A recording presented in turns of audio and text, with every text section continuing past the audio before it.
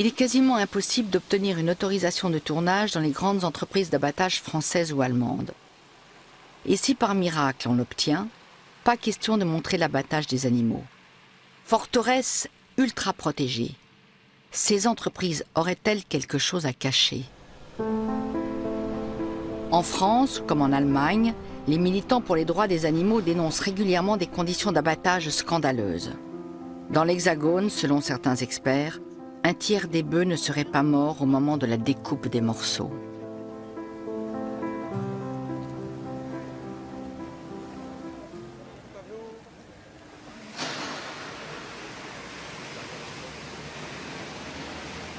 Les images là, c'est une caméra cachée dans un abattoir de Charal à Metz.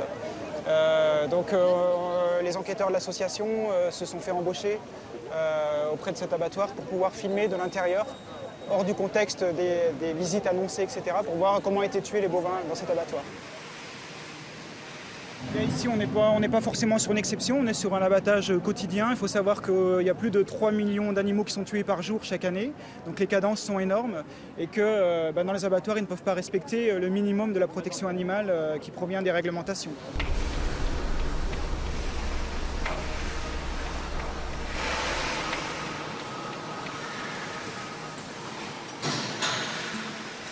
La direction de Charal n'a pas souhaité commenter ces images filmées en 2008. Si la situation s'est entre-temps améliorée dans cet abattoir, les experts estiment que les conditions d'abattage restent intolérables dans bien d'autres entreprises.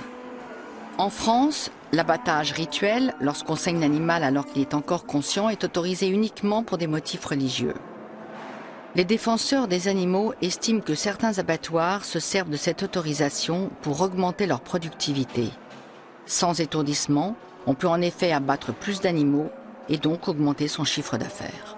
L'abattage et la protection animale, ce n'est pas un débat essentiel en France. Le débat se porte plus sur les conséquences écologiques du mode de production intensive, ou alors sur la qualité des aliments dans l'assiette.